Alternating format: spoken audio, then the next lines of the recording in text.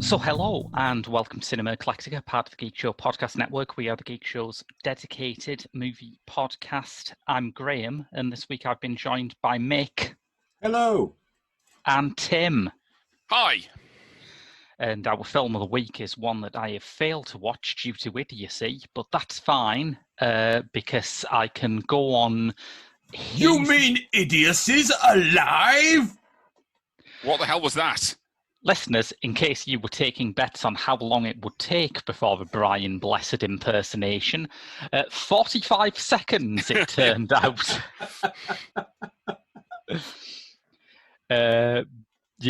Impressively shameless.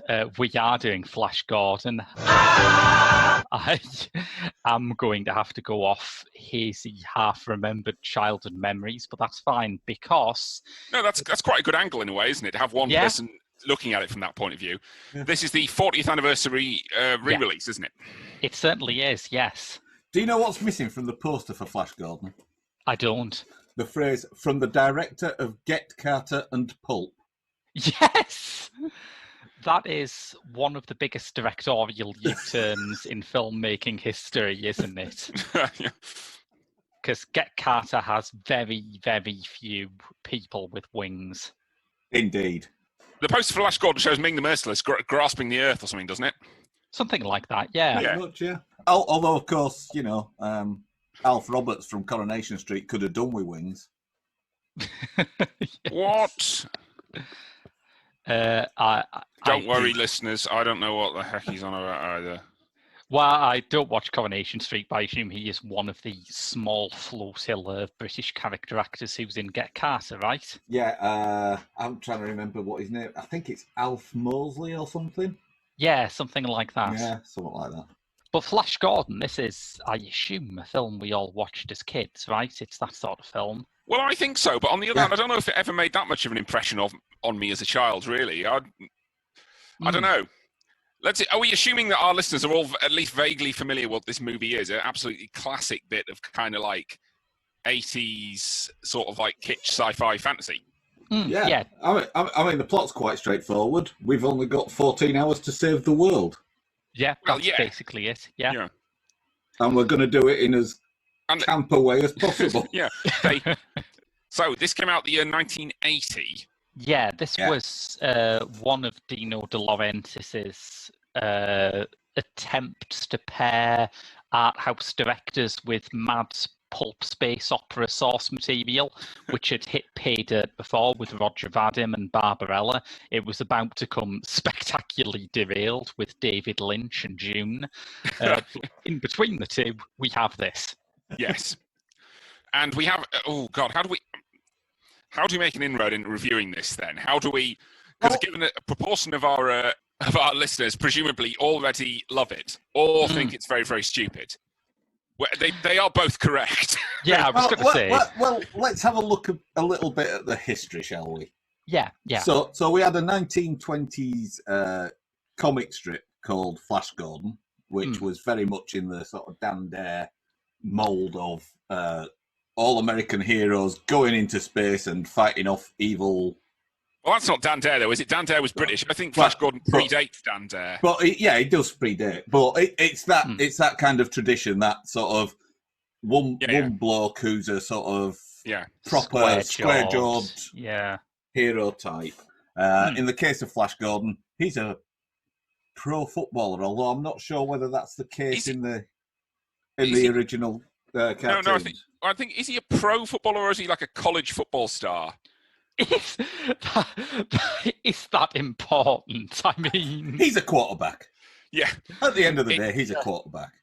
I think it's kind of both. It's like that mad American thing where if you're British, it always seems strange to you that they follow college football as if it's big celebrities. Yes. Yeah, that's true. So he's a student who does an extracurricular activity.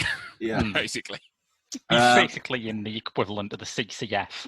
Yeah. And then in the sort of late 20s, early 30s, we got the Republic serials of Flash Gordon, which were the first sort of serious attempt to bring these kind of cartoon heroes to life. Yeah.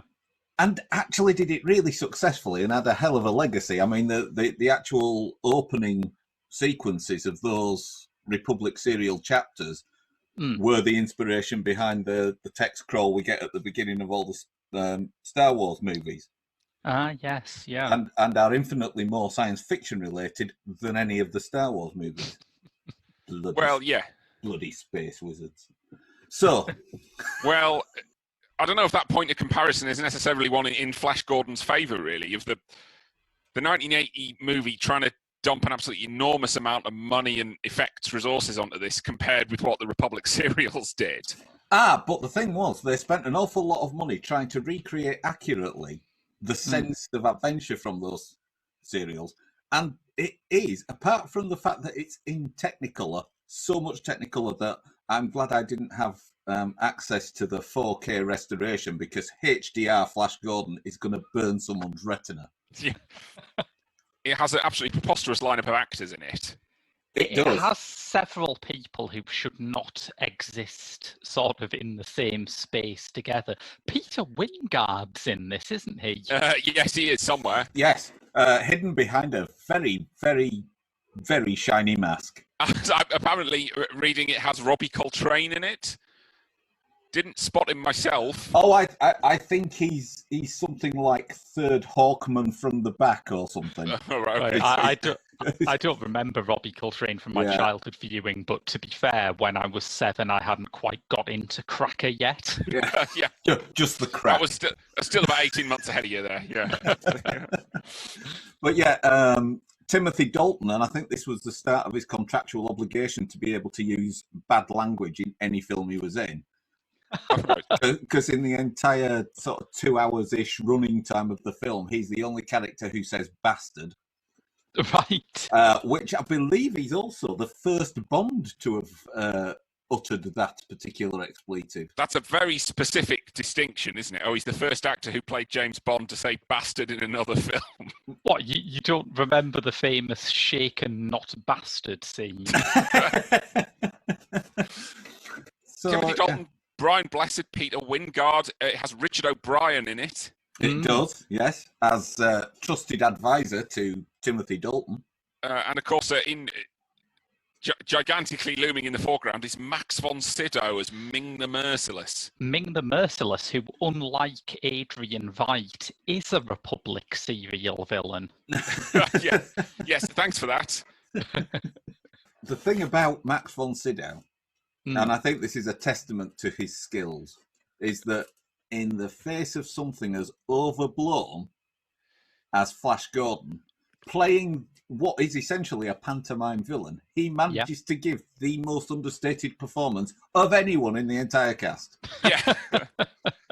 I mean, this is the strange distinguishing feature. You kind of say with Ming the Merciless, well, he's a bit of a kind of sort of space Fu Manchu character, and there's a bit of a kind of racial subtext there. It could be pretty offensive, depending on the performance. But actually, he almost gets away with it on that basis. It's nowhere near as bad as you might have thought it would be. Well, that's relevant to us, isn't it? Because me and Tim have been having a classic Doctor Who watch through, and we've just got to Doctor Who's space Fu Manchu in the Talons of Weng Chiang, who I love the Talons of Weng Chiang. I think it's a masterpiece, but in racial terms, I don't think it escapes the trap quite as elegantly as Flash Gordon does. No. So there's Flash Gordon is a bit, thankfully, rather less kind of Orientalist than it could have been. Yeah. Yes. I mean, on the other hand, you kind of say, well, they're still kind of there in the background a bit. I've got to say, obviously what the movie actually consists of in the plot is a lot of very, very outlandish kind of adventure. More or less, Flash Gordon and his friends get on board a rocket. They fly off to Ming the Merciless's planet in order to try and disarm his doomsday weapons. And then they get caught up in trying to cause a revolution among all the various factions, the Hawkmen and the whatever the other group is. Well, basically, Ming the Merciless rules over this sort of loose empire formed from different moons.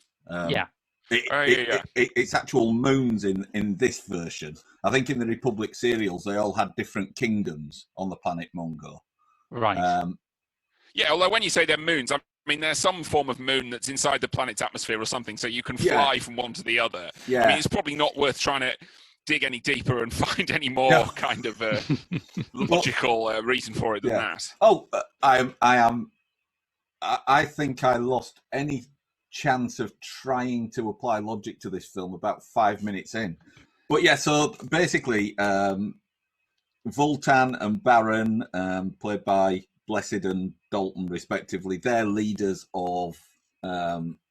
In Dalton's case, he's the leader of aggressive, merry men in a forest somewhere, and Vultan is the leader of the Hawkmen. And they're on these moons, and basically Ming keeps them under control by constantly inciting internecine wars between them all. So they're constantly battling with each other so that they never unite to overthrow him. Yeah. Until a young buck from planet Earth comes along. Although it must be said, it kind of just dodges revealing it's like, well, Ming the Merciless is supposed to be a tyrant throughout the universe and an unbelievable power. And it's actually like, well, it's not that difficult to organise a revolution to overthrow him, is it really? I mean, he's basically got one planet, sort of, which isn't even a planet, really. Yeah, but they do explain that by saying what he does is every couple of centuries or so, he flies through an area of space he's not been in and rains down superheated hailstones is the first attack. Yeah. Then bits of its own satellites. Yes, okay. He starts causing the moon to hit Earth. I'm saying that's pretty bad. Yeah, he's going to cause the moon to collide with the Earth, and that's why they're 14 hours to save the Earth. But and the reason he does that is if the people on the planet figure out what's happening, he carries on with their destruction because they're getting too dangerous and big for their boots. Yeah. Right. If they don't notice what's happened, and it's not clear what the timescale is that he gives for this realization to take place, but if they don't realize and they just let him pass on through and go, oh, that was a bit weird. That was a hot hailstone. Yeah. Ow. Oh well. Back to me sandwiches. If that's what happens, he just sails on for another couple of centuries. But this is what I'm saying. Looking at it realistically, Ming is not so much like an emperor who rules over the universe, so much as one maniac who's got a planet he can fly around in some way. And an unspecified range of powers. A kind of space Bond villain, essentially. Yeah, sort of giant terrorist sort of thing, really. And so the allies of Flash Gordon are Topol as Dr. Zarkov.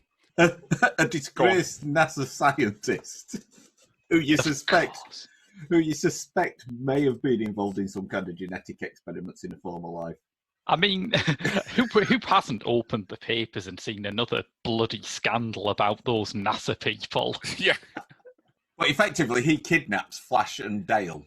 And he sort of, for some reason, he seems to have the idea of setting off on his own on a rocket to Ming's planet Mongo in order to destroy it. And it's kind of like, well, how realistically, what exactly was he planning to do when he got there? But nevertheless, he turns out essentially to be correct. It is possible to just go there by rocket and get there and incite a revolt and overthrow Ming the Merciless, which they do eventually do. I mean, to be fair, his plan at the start only consists of getting to Mongo. All right, I suppose, yeah. After that, get to Mongo, then unknown step 2 that will save the Earth from... And with the most bizarre save the cat moment known to man by threatening his assistant at gunpoint. Yes. That's a sort of threaten the dog moment, isn't it? Yeah. Okay, if I was going to try and point out apart from this all just being a load of harmless fun, any actual flaw with this, the only kind of big one I could point to would be, isn't this basically a knockoff of Star Wars? How very, very dare you. Hello, isn't Star Wars basically a knockoff of old Flash Gordon stuff? Yes. Well, yeah, all right. I see your point there. Fair enough in a way. This came out 3 years after Star Wars? Yeah. And it seemed to me quite kind of conspicuous in some ways, the kind of production of it. and the kind of thing it was going for was surely must have been influenced by how much of a success Star Wars was. I mean, there was a point where Flash is being held prisoner at the hands of Prince Baron, and Richard O'Brien's character goes to sort of set a trap for him by pretending to help him escape. And I'm thinking, you're going through the swamps of Dagobah, aren't you? Yeah. But then the thing is, it looks like they borrowed the set. But then, to tell you the truth, the point I was going to make was that in a way, I think actually it does a less good job with the production of that kind of alien planet environment than the Star Wars movies do. Only Star Wars 1 had come out at this point, probably, right? Yeah. Yeah. I think Empire was on the verge of coming out, wasn't it? And the Star Wars movies overall have some absolutely amazing kind of use of terrain to do alien planets. They actually try. They usually try for kind of like landscape that actually does exist on Earth for that good reason. So you get the absolutely brilliant, you get the desert planet in Star Wars, the snow planet in The Empire Strikes Back, and even the forest planet. Although everyone hates the Ewoks in The Return of the Jedi, the forest planet is dead good. The the kind of use of the environment for it. And actually Flash Gordon, which has a kind of air moon where the Hawkmen live, and it has the forest planet, doesn't really manage to make those look as convincing, either just because they're more using sets, but the whole thing ends up looking a lot kind of faker. And obviously you're not really supposed to mind that. Yeah, I think that's because they're too busy trying to distract you with all the colours. Yeah. I think also because it's De Laurentiis, there is this detectable kind of ethos from Italian film production at the time, which is, we can just shoot it on a sound stage, which a fair bit of it is. I think the idea that you could film an alien planet by going to Tunisia was something that was very much in its infancy. It was ground that Star Wars broke, but this is very different. I think the other big difference between the two is despite the many flaws that the Star Wars franchise has. Space Wizards! So, despite all those flaws, the difference between Star Wars and Flash Gordon is that the directorial approach for Star Wars was to direct it. Right. Whereas, unconventionally, Mike Hodges decided to just let things happen. Well, I have here a list of all of the other directors who De Laurentiis approached while he had the rights to Flash Gordon. So let's just have a think about how differently it could have turned out if it was Federico Fellini's Flash Gordon. Oh my God. Sergio Leone's Flash Gordon. Oh. Or my personal favourite, Nicholas Roeg's Flash Gordon, which is great because there just isn't enough horrible, weird sex in the film, and I think Roeg could have fixed that. I just think in different parallel universes, the versions of us on other Cinema Eclecticas are having this exact conversation and chuckling at the idea that Mike Hodges might have directed. The Get Carter guy, can't you believe that? But yeah, so apparently there were all sorts of weird things happened on the set. Sam Jones, who plays Flash, just went missing towards the end of production. He just disappeared. Was he ever found? Well, this is the thing. While I was watching it at the weekend, because, unlike on some other podcasts I appear on, I did the research. I was finding it difficult to spot the bits that they must have filmed when they realised he wasn't there. Oh, I see what you mean. Because obviously there are scenes without Flash in, but, that doesn't none of them felt necessarily like they were scenes that had been filmed because they had to do something because he hadn't turned up. Yeah, well, you couldn't say it was. I mean, you couldn't say it didn't. There was any kind of flaws in the editing of it for that reason, really. I mean, by and large, it keeps the pace going, all right, doesn't it? Yeah. Although the only other thing about it was, I kind of, again, in the context of comparing it to Star Wars, which maybe is kind of unfair. Sort of, how seriously do you take it? And obviously, this is maybe a bit. This Flash Gordon is more kind of tongue in cheek than the Star Wars movies. Yeah, and when I was a kid, that, although I'm not sure I had the sophistication to put it in these terms, that was part of what appealed to me, because I always found Star Wars a bit poor-faced, really, a bit self-serious. I did enjoy the kind of campy wildness of Flash Gordon a lot more. Although, again, it kind of results sometimes in it having a slightly uneven tone, because there are a few peculiar bits. Like, there's some surprisingly brutal, like, hand-to-hand fighting in Flash Gordon. There's a bit where he has to fight a duel on a kind of rotating death. On the spiky death disc of flotation. Yeah.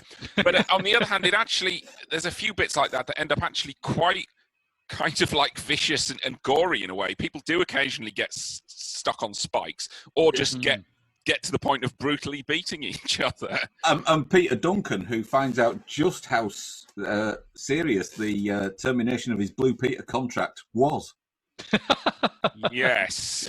As he gets attacked by the wood beast. Yeah. Sticky back plastic won't protect you now. No. At the same time, it's kind of like, I don't object to that idea in itself. There's plenty of... there's quite a lot of kind of stuff in Star Wars that's got like a sort of horror element with some of the really nasty creatures. But then the only thing is it crops up once or twice in Flash Gordon, and then the rest of the movie is practically on the level of kind of like cartoon slapstick, where it's much kind of sillier and seems more harmless. But and I think part of that comes from this sort of laissez-faire approach that Hodges took to the direction. Yeah, all right, yeah, possibly. Yeah. So, because I grew up watching the Buster Crabbe Flash Gordons on a Saturday morning. Can we just take a second to appreciate that Buster Crabbe is a name that sounds more like a pulp comic book hero than Flash Gordon does? Well, actually, it was Larry Crabbe, but Buster was his nickname. Right. He was a former, I think, Olympic swimmer. Right. Very much in the Weissmuller mould of... the time when as soon as you won like anything above a bronze, they just handed you a movie contract. It's not like that now. So look forward to Mo Farah's Shaft coming to a cinema near you soon. Reboots of Iron Man with Bradley Wiggins. So I grew up with those Republic serials, and they were cheap, they were trashy, but they took you on a journey through your imagination. And I think, in essence, Flash Gordon 1980 doesn't do a bad job of recreating that. Yeah, okay. It's stylistically, it's very, very similar, except there's more shiny bits. But you couldn't tell that there may have been shiny bits in the black and white serials. Oh, I see what you mean. They're extremely brightly coloured sets and costumes. Yeah, films in black and white. Yes. They could have been. There's the other angles of this we haven't discussed, which people are surely aware of. The score produced by Queen.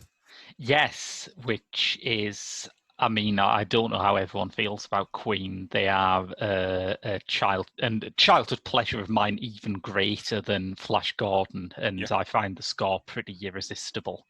They're a childhood pleasure of yours still today. Yes. Yeah.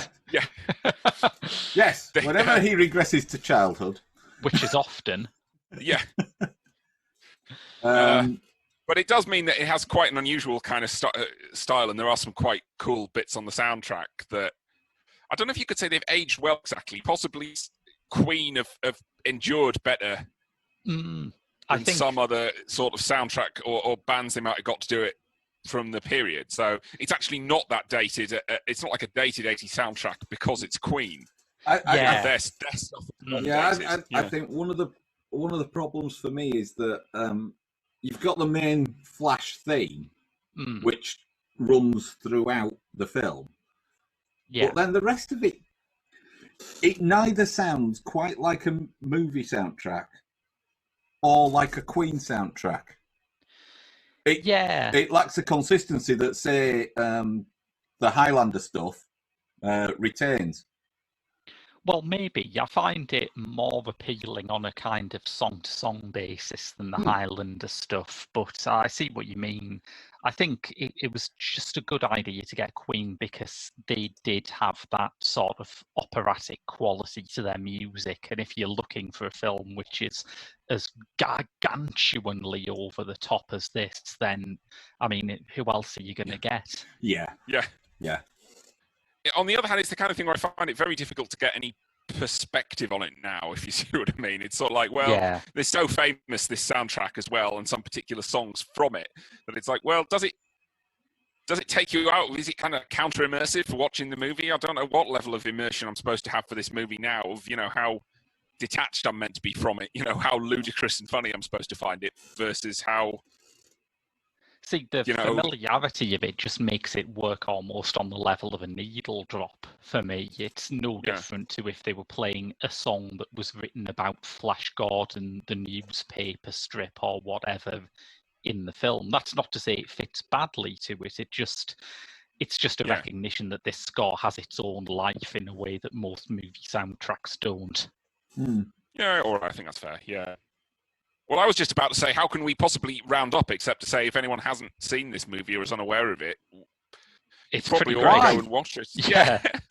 Yeah, I think that'll do. I think it's fair to say that this is one of those films, which, let's face it, it never pretends to be anything other than high camp space opera romp. Yeah. It never pretends to be exploring deep-seated questions about the universe. It's basically just bad guy attacks Earth, let's go stop him. Yeah. It's just, it's totally unpretentious film in that respect. The only thing you could say against it is it's occasionally very slightly clumsy in, like, there are some bits in it that are slightly rubbish, maybe because they didn't know how good the effect or the set was going to be. Or because the lead had ran off, maybe. Yeah, there's another reason, yeah. He's a funny sort of character in that Flash Gordon, though. He's kind of like, you might expect him to just be a completely sort of square-jawed jock who would just basically just kind of brazen it out through nerve. But actually, in this movie, he's strangely kind of thoughtful in some ways, a kind of humanitarian approach to it. That's a fair point. He's quite willing to kind of sacrifice his own life. Yeah, well, that's the only quality I could say that seemed to me slightly kind of unexpected about it, not in a bad way, but... No, I think that's fair enough. If you're going to say, well, the main thing I have to compare it to really is Star Wars, and I say, well, I feel in a way Star Wars has a less kind of comic tone to it, and it takes it more seriously, which some people might like or might think was stupid. But and you could argue that, bearing in mind what Flash Gordon was aiming for, it's actually better written. Yeah. Yeah, I think that's a fair the dialogue is ludicrous, but it's written ludicrous. Yes, it's completely. Not written to sound proper. Yeah. You have a ton of actors who actually make it sound sort of like they believe it. That's it. Whereas in Star Wars, you have just a bunch of basically, drunks, teenagers, janitors and drug addicts who are just grunting their way through whatever, the few pages that have been delivered to them early that morning. There's nothing in Flash Gordon as rubbish as the Ewoks. I'll say that for them. That's very true. There's a few things in Flash Gordon that look slightly shonky, but mostly still better than the Ewoks, even the unconvincing forest scenes. Yeah.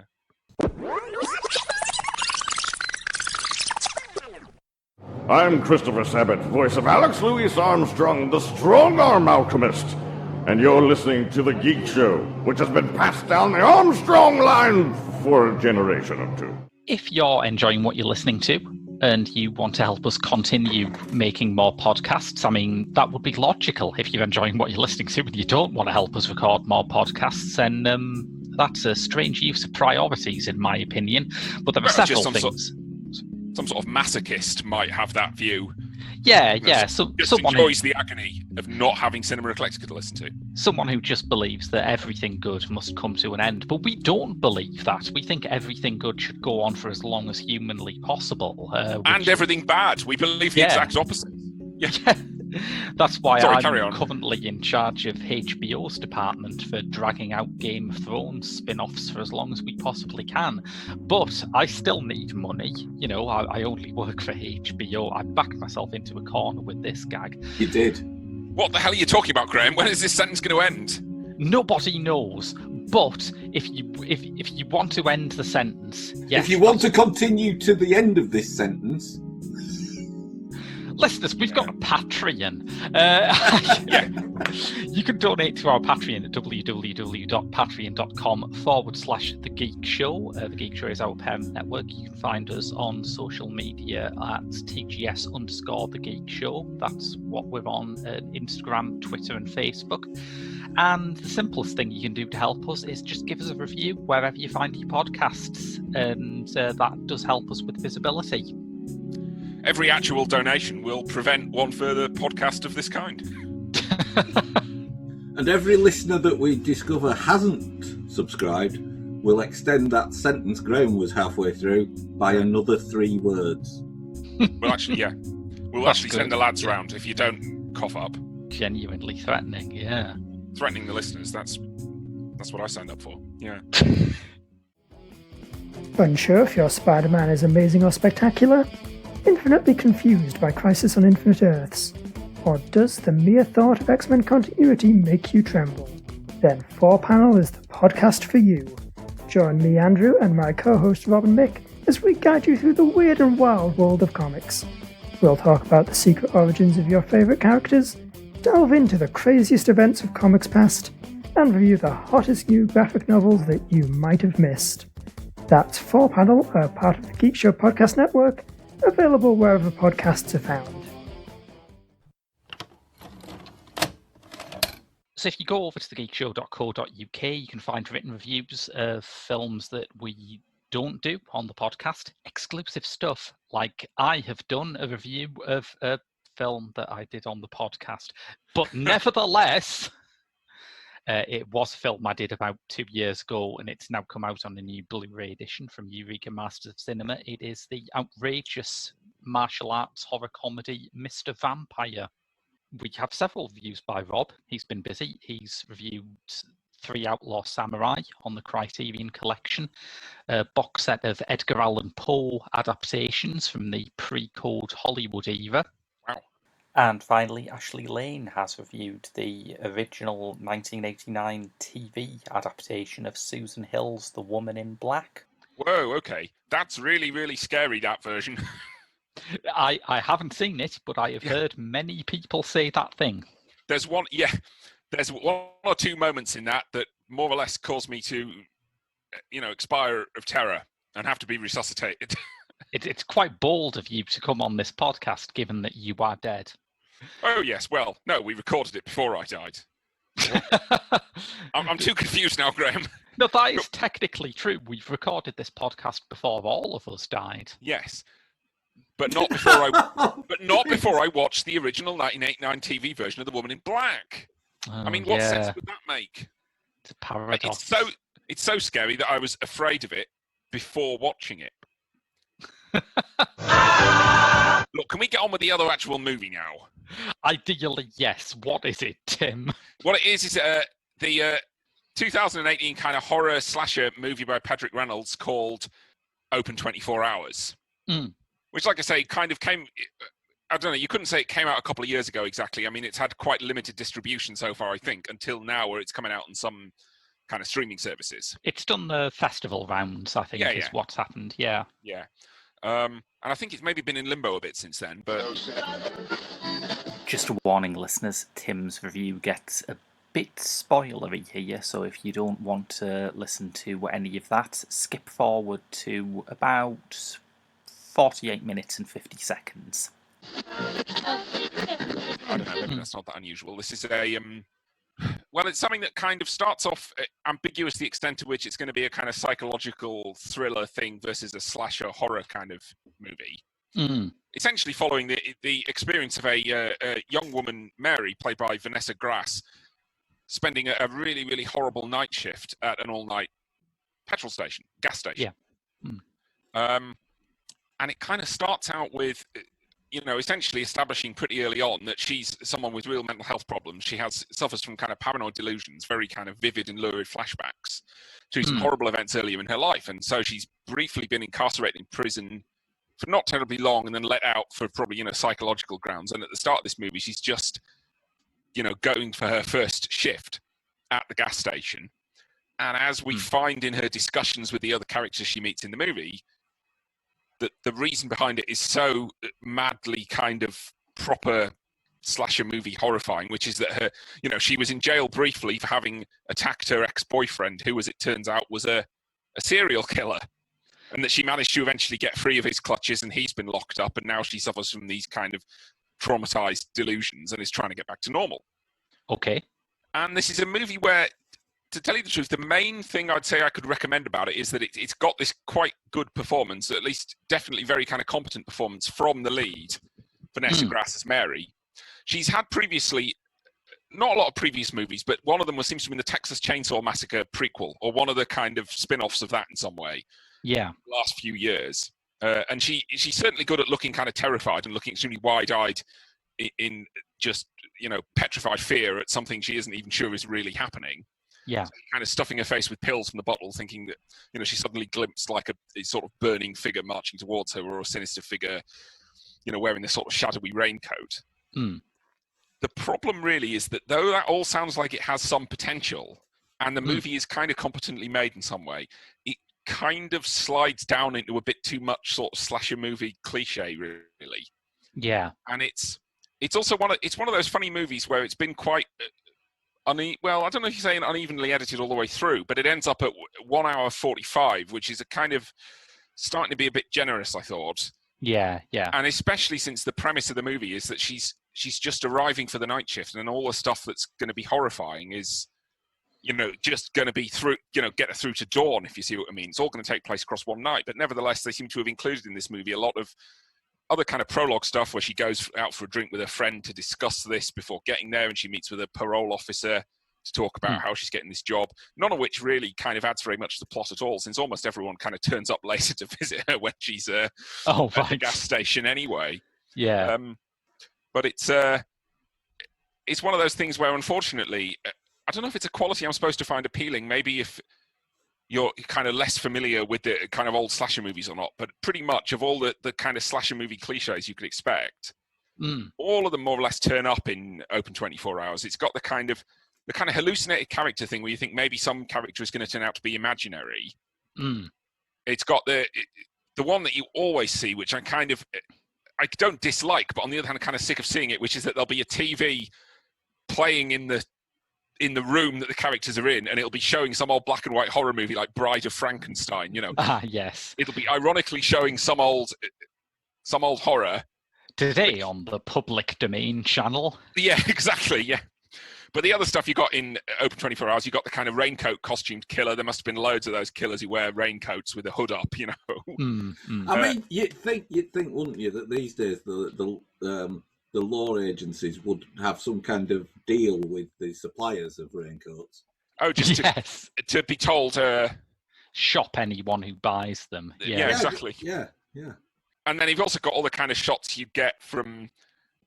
You would expect to get from a kind of slasher movie, which is one where the killer is in the foreground. You see their hand holding the weapon sort of downwards. You see they're holding the knife, or in this case, the hammer. Yeah, it's sort of obvious. And it's also got a bit where the call is coming from inside the house. Oh wow! Yeah, that's a classic as well, isn't it? Yeah. Where basically you find out, essentially that you ring somebody and then their phone rings very nearby you. It's got the killer smashing through the door, which is kind of like The Shining, I guess. It's got a lot of the kind of sudden murders that happen from someone out of shot suddenly gets horribly bashed with something or stabbed. Actually, in fact, it goes slightly further than that, and more than one kind of maniac turns up. There's more than one sinister figure in a raincoat. The serial killer being the main bad one, but then there's also someone who's like a sort of vengeful relative of one of the previous victims, because Mary is seen as being a kind of accomplice to the serial killer who was, a witness to his crimes but didn't turn him in. And actually, it's kind of ambiguous the extent to which that's true. Was she really kind of letting him get away with it? Did she try her best to escape by setting him on fire, which is what she did? Yeah.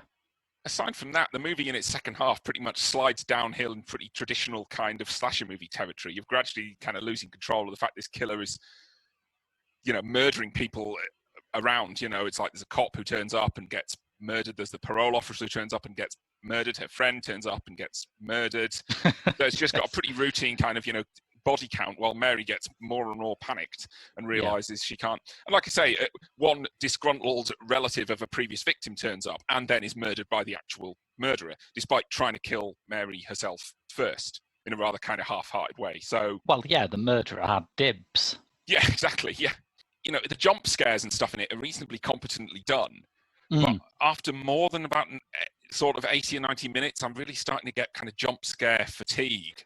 If you know what I mean. Yeah. It's the kind of thing where a lot of these kind of secondary characters who have had a bit of development, but not that much, are suddenly kind of just killed by somebody out of shot. Suddenly a hammer or a knife swings into frame and somebody gets pretty badly smashed. I mean, there's it also has the element with, this aspect of kind of like mental illness and paranoid delusion. Right. I mean, obviously you say the slasher movie genre has a pretty dodgy relationship with mental health as an issue, because usually it gets used sort of even kind of played for laughs, or it gets equated with evil, where you've got a character who's schizophrenic or something, and that is the same thing as being literally the devil's servant on earth. Yeah. And it's kind of like, well, they almost get away with that in the original Halloween movie by sort of leaning into it. It's so explicitly dealt with that he's in a sort of mental hospital and there's this psychiatrist going around trying to explain to people, but kind of not succeeding. But on the other hand, in this, in Open 24 Hours, you got the Mary's paranoid delusions, using them as kind of a bit of, I don't know if maybe lazy writing is too strong, but it's one of those slightly glib things where she is able to hallucinate any sinister kind of horror image at any time, and then it can suddenly stop. So you can pretty much, suddenly the idea of a sort of burning person marching down a hill towards you or whatever, you can see that, and then you just look away and look away and look back, and suddenly it's gone. So any image that they want to directly inject into the movie, they can just do it, and then it doesn't really have any consequences. Things like a kind of, the sort of bloody hand reaching up out of the rusty toilet was the other one. Like she goes to the bathroom and suddenly there's the killer is sort of reaching up out of the toilet. Although admittedly, I have a problem there with the image of the evil hand bursting out of the blood-filled toilet.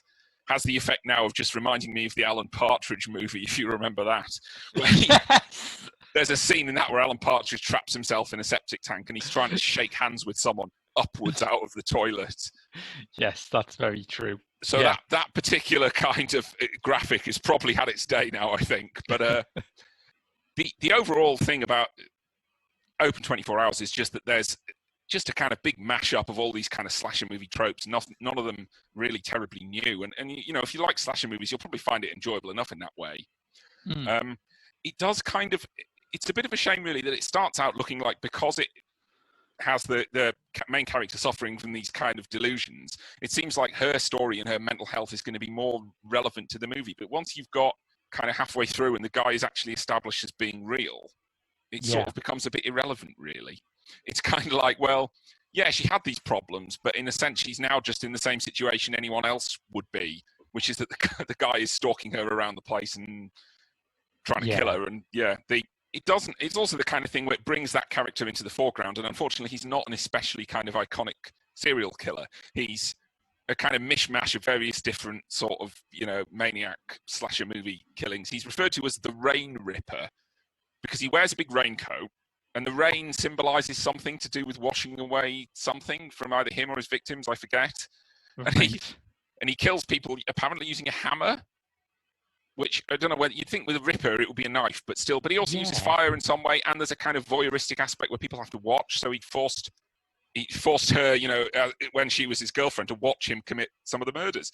And it's like, well, it's rather difficult there to pick out what the kind of iconic moment is compared with some of the classic sort of slasher movie sort of killers and characters before. It has this interesting idea of the theme of sort of voyeurism, which is that Mary's the main character has been referred to by the press as the Watcher because she was sinisterly, the figure who was forced to watch this guy commit all the murders. So maybe he was committing the murders to entertain her in some way. Yeah. They obviously haven't really got anything to say about that because the significance of that is pretty irrelevant. It's also that he seems to insist that she enjoyed watching him commit murders, but then she only seems to have seen him commit like his last 3 murders.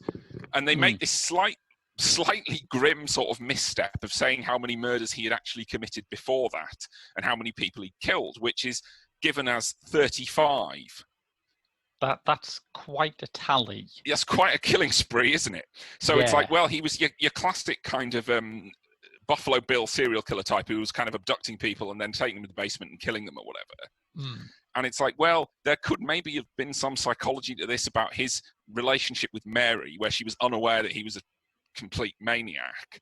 And they had a sort of codependent abuse thing where you could say, well, maybe he really was killing them for her in some weird way, or she was watching but not turning him into the cops in some way, and that maybe she could have turned out to be involved in all of the murders rather than just like the last two. But that, you know, you think that could come along as a twist, but even then that might have been a rather heavy duty kind of twist given it's 35 murders supposedly. And it's just, for some reason it's given us that number, and the guy would have been, the 35 given as a number just seems so ridiculous that it makes it kind of meaningless. There are, you know, so it's like, well, one previous victim's mother turns up just trying to get revenge on Mary for having been involved in her daughter's death. Fine. But there must be 35 previous victims. And so there must be like a pretty decent sized, you know, you could have a fairly large organization of these relatives who want revenge, if you see what I mean. Have you seen Lady Vengeance, the Park Chan-wook film? I haven't, no. Just gonna throw that in there. It's worth watching Lady Vengeance. Yeah, but it's also this kind of thing where it's like, well, the plot of this movie depends on the fact that the killer from the backstory of it, from the flashbacks, has managed to escape from prison basically due to a power cut for not really any reason particularly given, and is a completely psychotic kind of maniac who smashes people's heads with hammers and things like that. And they let this guy escape from prison due to a power cut. Doesn't that immediately cause like a massive countrywide panic? Yes. If that guy gets out, you think at that point that's going to be on every radio, on every TV channel. And yet, nevertheless, also, presumably, a bigger story there is he's probably in the kind of prison that's got people that are even worse than him in it. Well, maybe, yeah. He's pretty bad in this movie, though. But anyway, a cop turns up does like a drive-by at the gas station, and then seems somehow to be oblivious of the fact this guy's escaped. And it's kind of like, well, if you don't know this guy's escaped and someone runs up to you screaming, saying, "I've been chased by what's his name, the serial killer," would you immediately believe it? I don't know if you would. I think you'd think someone was either drunk or mad. But on the other hand, if you did know that he'd escaped, you would probably be rather more cautious than the guy had actually then was. It's the kind of thing where you sit there thinking, oh, this cop may turn out to actually be the real killer in some way. You know, he's killed a cop and taken his uniform because the behavior makes so little sense. And then you realize, actually, no, it just is part of the movie that cop really does, you know, fail to kind of get up to speed on the scenario quickly. So I don't know. It's just a movie with a kind of less than subtle script, really, a bit of a clumsy script, and it could have done with, I don't know, it could have done with a bit of a nice sharp edit. Like I say, 1 hour 45 is rather generous for the premise, and there's plenty in it that could have gone. So I don't know. I again, if you like this kind of horror movie, you'll still probably find it a palatable enough kind of movie. Certainly more so than the kind of, in a way, it's like it's a sort of 20-year throwback in slasher movies, I suppose, back to the kind of 90s, rather than being a modern kind of torture porn type serial killer movie, which I always find are a bit naff, to be honest. So no. So again, that's about the limit of it, really. Open 24 hours. It's kind of watchable enough if you're a slasher movie fan. There's nothing terribly original in it. It should. I don't understand why it wasn't called Graveyard Shift. That would seem like the obvious title, really. Oh God, yeah. But they put that on the poster as like a slogan at some point, and it's like, why wasn't this the title of the movie? And it makes me think maybe there must have been some previous movie called that or something like that, or there was some copyright reason you couldn't call it Graveyard Shift. So Open 24 Hours, which is a rather less good title. But there you go. That's out now out or will be soon on various kind of online streaming. Out now on VOD. Yes. Yeah. So over to you, Mick, with a Third Window release. Yes. And we started the show by talking about having mere hours to save the world. I'm going to finish on saving the world. Nice. The only way I know how. Go on.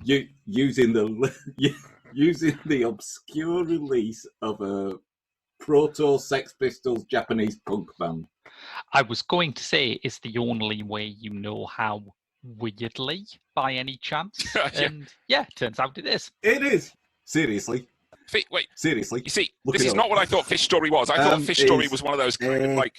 decades-spanning story that opens with a man in a wheelchair who has stomach cancer going into a record shop in 2012 to inquire, quite vocally, why they're open, bearing in mind that the comet that you just saw over his shoulder is about to hit the Earth. Yeah, right. Okay, that's actually pretty good parallel with Flash Gordon, to be honest. There. And these guys in the record shop are all just hanging around, listening to records. Yeah. Saying, the guy behind the counter saying, have you tried this one? You'll like this. It's an obscure one. It's called Fish Story. Mm. And this guy can't believe that they're talking about this. He's trying to warn them about the whole comet what's happening business. with the comet and what's going to happen. Mm. How big the tsunamis are going to... The tsunami is going to be so big it's going to flood Mount Fuji and all the rest of it. And that's how the story starts. But actually, the story starts in 1975 when a group of musicians who are doing really well, playing a kind of music that no one's ever heard before, and it's like a year before the Sex Pistols and all the rest of it. They're playing this sort of punky music, and they write this song called Fish Story. Yeah. But because of the resistance of the record company, no one ever gets to hear the song. There's a few copies floating around in a few obscure record shops. No one ever hears the song. Mm. But actually, the story starts in 1985 when a schoolgirl ends up caught up on a ferry to Hokkaido, and it's hijacked by Yakuza. Right. But one of the kitchen staff turns out to be a champion of justice, because why not? A what? Yeah. And manages to take on the Yakuza. Okay. But actually, the story starts when a group of guys go out on a night out, looking for women and carousing around bars and trying to get hooked up. Mm. Are you with me?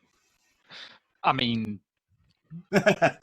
So, what I've basically done there is describe 5 completely different movies to you, isn't it? Ghibli, yes. Yeah.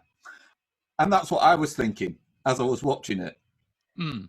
It jumps around quite a lot, and it takes a while to get used to. But imagine Cloud Atlas directed in a way that makes sense. Oh, right, okay, wow. So quite good then. Yes. And it's 112 minutes long. Obviously, it's subtitled. So once again, I read a film for Cinema Eclectica. But it's got that kind of decade-spanning, non-linear storytelling that links disparate groups of characters through time and space. But the linking mechanism is this song. And it's a story about the power of the individual. Mm-hmm. But it's also a story about the impact that music can have on people, even the most obscure track. That's quite an interesting angle, actually. Have on people. Because this track not only affects the future and career of the band, it also has an impact on individuals going through the sort of 40, 50-year span of the story. Yeah. Because I want to explain how it all links together, but if I do that, it ruins the beauty of the movie. Because it has to be said that, anime aside, this is the best Japanese film I've ever watched. But wowzers. Yeah, okay, that should be a competitive category though, right? Oh well, yeah. I mean, granted, most of the ones I've ended up watching I've done for this podcast. Yeah. But of all of them, this is the one I'm most likely to say, thank you for sending me that. Fantastic. Because it's got that breadth of Cloud Atlas, but without the pretension. Mm-hmm. You know, there's no global sort of feel to it. It's not like it's trying to tell a story of a world. It literally, in each decade, tells you the story of a handful of people and those moments in their lives. And you start trying, because it jumps around so much between the decades. Yeah. You start trying to put together your own explanations. So you'll try and say, all right, the guy who's giving them the lecture in the record shop must be one of these guys in 1975 or one of those guys in 1985, or he's a survivor from the ferry or something like that. And in some cases, you'll be right.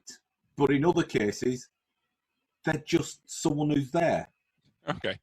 Yeah, I quite like this kind of stuff as a format. Yeah. I think I'm going to have to watch it based on this. Yeah. Honestly, you won't be disappointed. The band are believable as a punk band.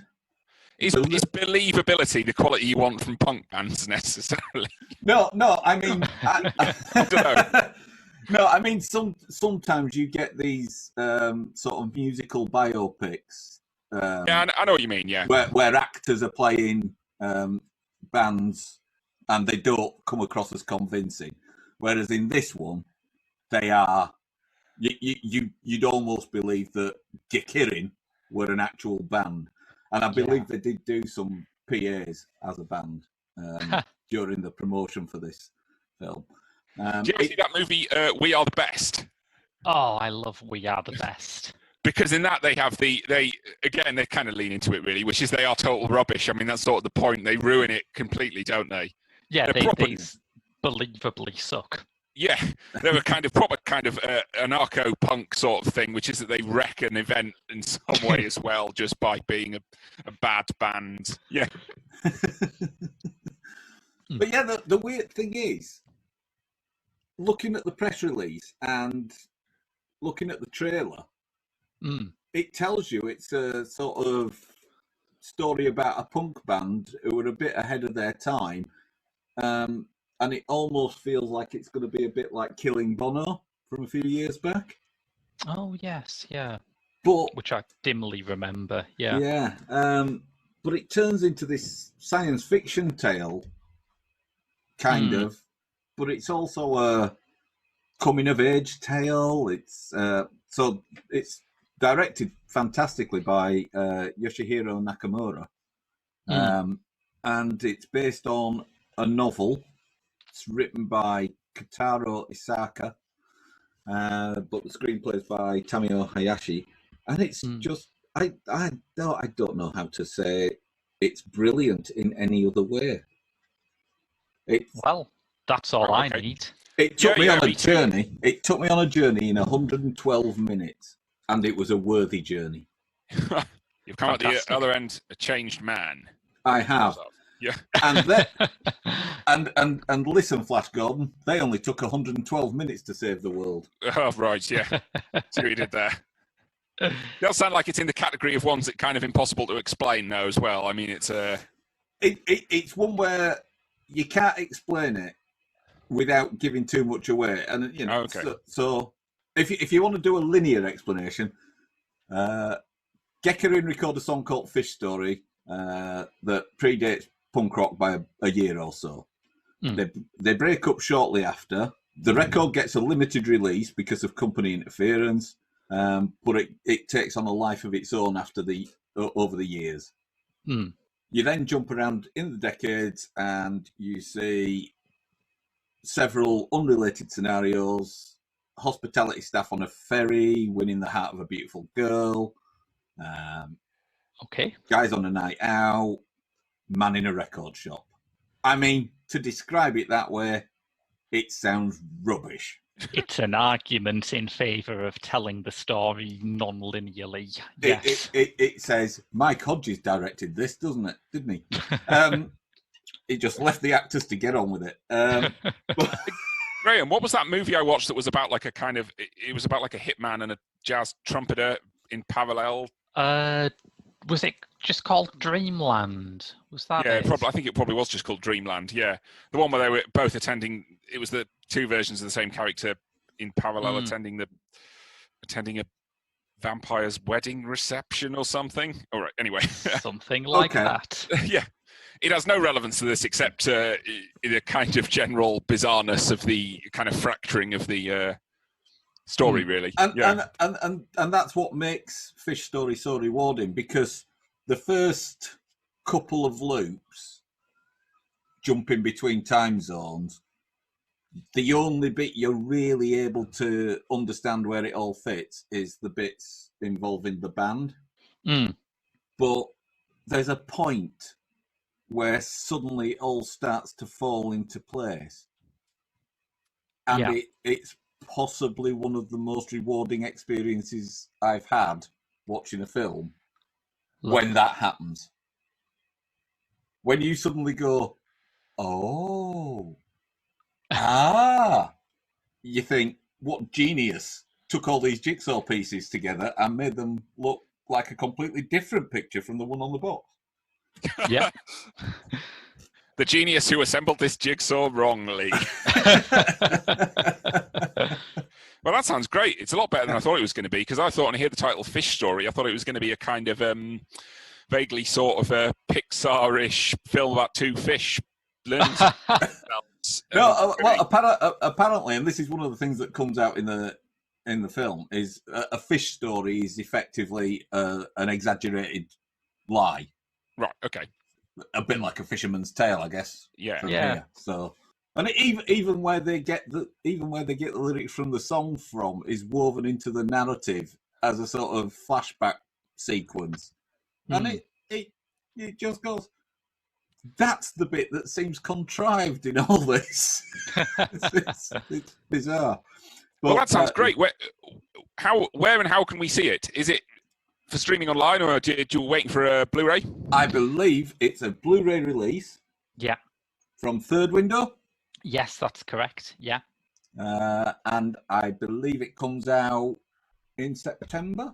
No, that's the other Third Window one we got. This one is out next week. Next week? Right, okay, cool.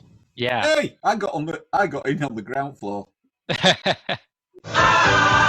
Right. Well, next week on Cinema Eclectica, we're doing the latest in our Director's Lottery segment. Last time we ran the numbers on that, it came up with William Wellman, the hugely influential Golden Age Hollywood director. We chose his early silent film Beggars of Life, starring Louise Brooks. And me and Rob will be reviewing that next week. But until then, that's been your lot from Cinema Eclectica. I've been Graham. I've been Tim. And I've been Mick. See you next week.